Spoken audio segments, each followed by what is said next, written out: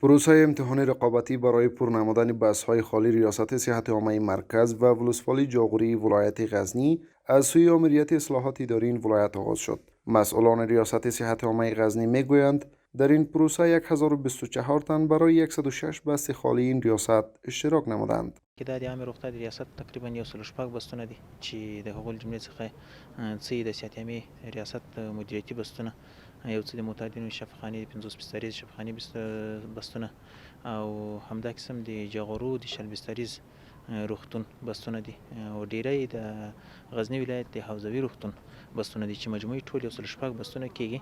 شماری از اشتراک کنندگان از راه اندازی این امتحان خوشحال بوده، خواهان شفافیت در این پروسه هستند.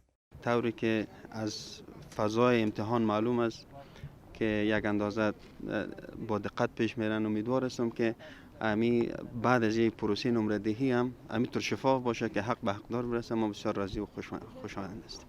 خواست ما از ریاست صحت عامه است که شفافیت در چی مراعات شود، در امتحان مراعات شود و حق کس خورده نشه. دیگه بسیار خوشحال هستیم. به گفته مسئولان قرار است این امتحان تا چند روز دیگر ادامه داشته باشد.